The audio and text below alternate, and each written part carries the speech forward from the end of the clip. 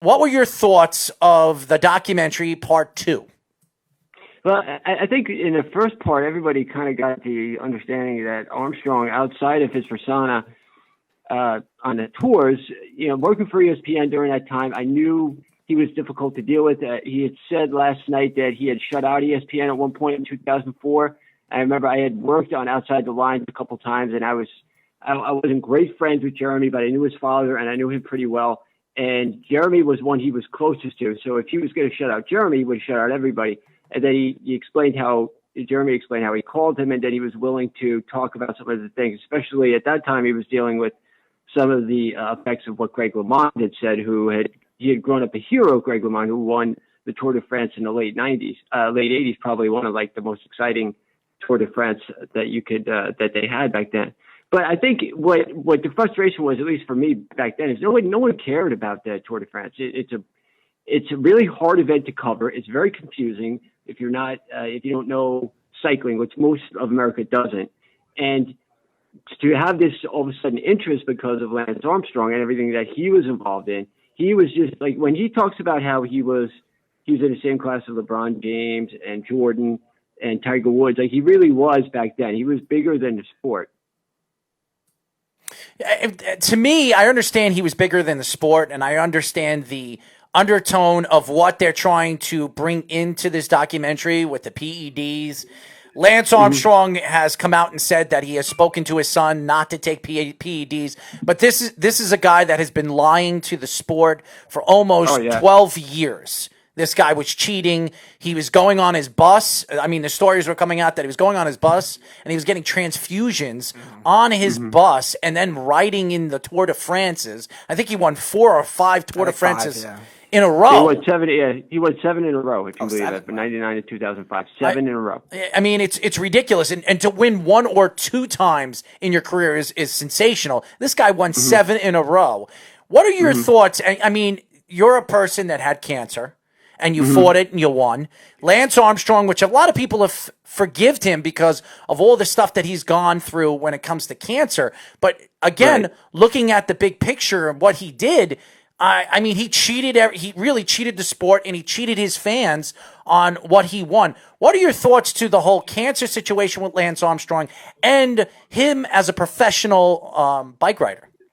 Yeah, I think you have to separate the two. Obviously, the Livestrong Foundation has done a lot of good for survivors. I wasn't involved with them. I know the wristbands they have. I know the reputation they have. I don't know exactly how many things they have done within the communities, but from the people I know that have been involved, they've done so much stuff for survivors, for families that are going through it, to help parents and kids that are suffering.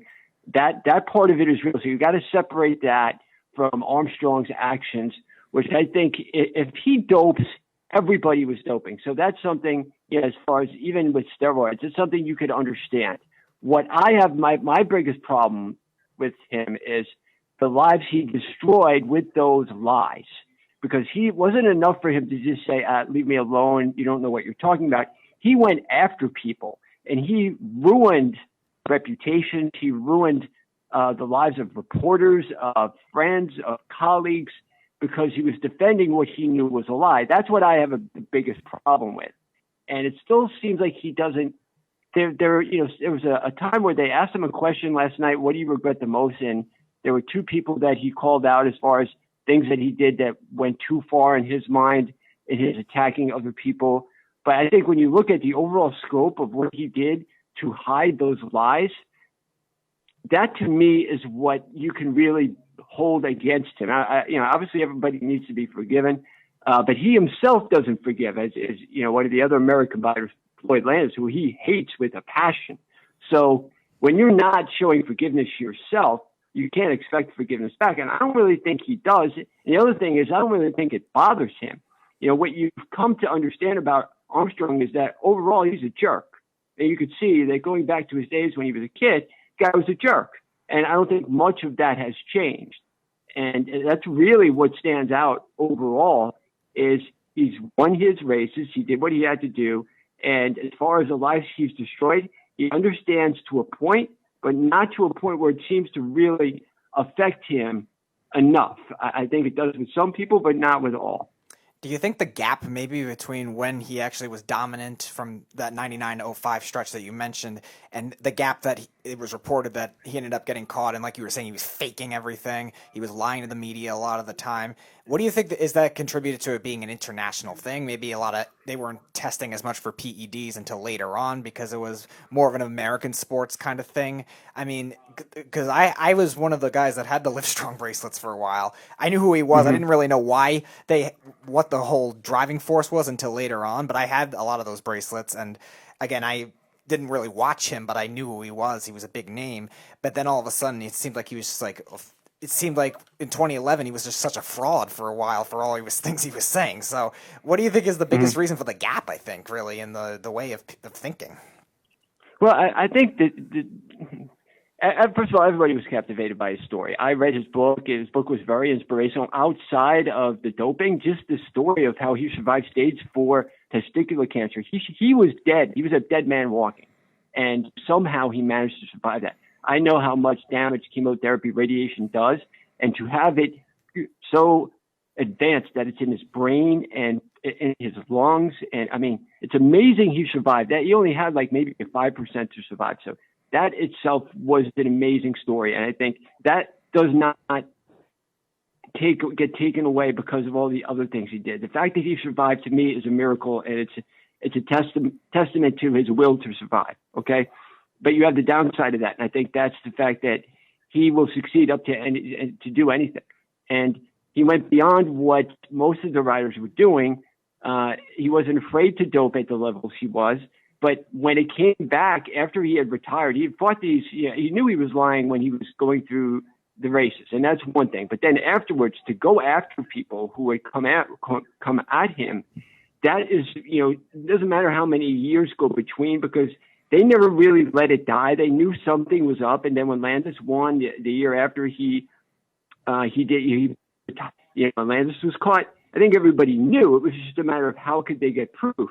And to me, the shadiest thing is when you had the government going after him, and then they all of a sudden just dropped the investigation. So stuff like that happens all the time, but we don't find out about because of deals, just like the guy who wound up being, supposedly having suicide in prison that he had, pedophile island.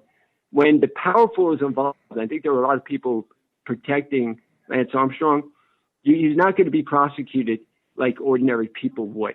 I think that's what protected him on the federal level. As far as the agency that has to enforce doping, they were the ones that said, okay, either we have a sport or we don't. And it's not really an American sport, Speedy. It's definitely an international sport because it's not very popular over here. It's very popular over in Europe.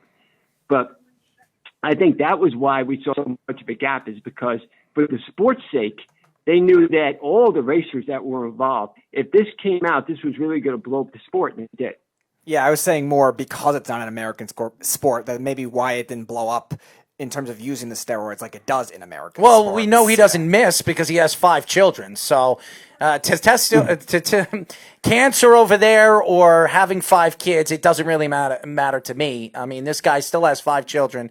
This is a guy that's been lying to the world for years. And you talk, look what baseball did to Alex Rodriguez. Look what they did to him. This guy is one of the greatest baseball players of all time. And even without steroids, he would have been one of the greatest baseball players. But he cheated. So now people are holding it against him. So Lance Armstrong, who has been a crybaby since day one, because if people don't respect him for what he did, he doesn't want to talk about it. He doesn't want to talk to them. So in my eyes, the guy is a disgrace. He shouldn't even, they shouldn't have made a documentary of him, because to me, he's been a cheater since day one. And if you want to, if you want to push cheating, and I've said this over and over again, there are only 2 sports that they should not allow steroids or PEDs, is boxing and MMA, because it's a full contact sport and it's dangerous and power can really, create brain damage and all that other stuff.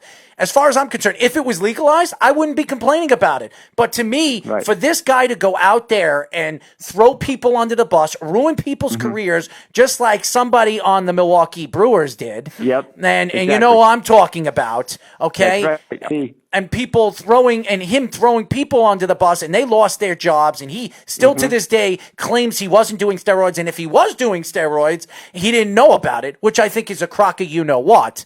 I think that Lance Armstrong should not be talked about. We shouldn't even talk about his 7 championships in a row, because to me, he cheated. And as far as I'm concerned, cheating is not championships. And that's all I'm going to say about Lance Armstrong.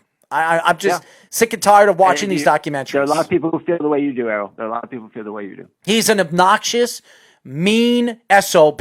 And to me, for him to go out there on his documentary and say, you know what? If people don't like me, fine. I don't like them.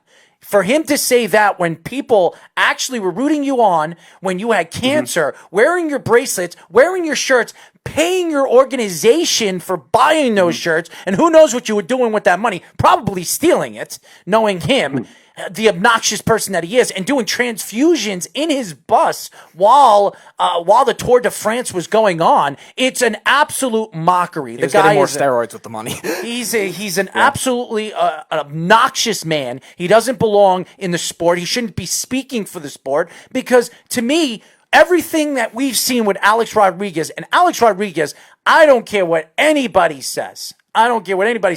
Even if he never did steroids, he still would have went down as one of the top 7 or 8 baseball players of all time. But the fact that he wanted to cheat and he wanted to bring out his numbers and show off his numbers later in his career because he couldn't stay on the field, he cheated. And that's why he'll probably never see the light of day in the MLB Hall of Fame. Maybe not, unless it changes. This is Lance Armstrong. Lance Armstrong is obnoxious. And Alex Rodriguez, no matter what he has done, he never did. He was trying to sue the Yankees, but he canceled that. He stopped that. Alex Rodriguez didn't ruin careers. Alex Rodriguez didn't hurt people. Okay? Right. This guy, and I know a lot of people said he threatened people. Yeah, he threatened people. Oh, yeah. Alex Rodriguez did threaten people, but he didn't hurt anybody. This man, Armstrong, he hurt people. He hurt people, kids, children that had cancer, and he went over there and he repped the Tour de France's and said, you know, you could be like me. Yeah, you could be like me. You could cheat like me. Me. If you stick yourself in the ass with the steroid, you could be just like me. I mean, just like Eminem says in his song, you can all just be like me. You know, so this is the problem with professional sports. It's the problem that is going to lie as we move forward. Everybody's trying to find a way to be better than the next athlete. And it just, guys like, there are very few Mike Trouts out there. There are very few Michael Jordans out there. Wayne Gretzky's, Mario Lemieux, or whoever, whatever sport. Selena, what's her name again? Oh, the tennis player? Serena Williams. Serena Williams. I mean, or Ralph Nadal. I mean, there are very few guys or girls that have that talent where they don't need to do anything. And Alex Rodriguez didn't need to do anything to be the great player that he is. And same thing with Lance Armstrong. Lance Armstrong was a great cyclist. He was a great cyclist, but the fact that after coming back from cancer and doing the things that he did and trying to ruin people's careers, ruined and hurt his family. Do you know how many things, the stories that I heard about his family and his sons getting abused in school, his daughters getting abused in school because of what their father did? To me, he's an obnoxious SOB, and he doesn't even belong. They shouldn't be doing documentaries of this guy. He should be lost. He should be lost in the sports world, because this guy was Man of the Year not once but twice by ESPN. I know. I know. Obnoxious. I think that's really what stood out about him, though, in that whole interview, was that he was a jerk. That a lot of people, if they didn't know, now they know. He's an obnoxious SOB. And that's why it wasn't talked about for a while either. After that came out, I think it was 2011 or 2012 when that whole thing did come out. It seems like he hasn't been talked about since then because of that too. Just so much bad media, all the faking, and like Errol's saying, all the people and all the times he was a jerk. Oh yeah. And you hear him crying about the money he lost. You know, big deal. I mean, give me a break. Okay, money that he lost, and let's go look at his net pay, or what he's worth right now, and how much money did he steal? Okay? Yeah. Right. How much money did he steal because of his name, because of cheating? Okay? So I am so I don't even need to look at his net worth. I'm sure he's worth over $50 million. To me, he should be sitting on that money and shutting the L up.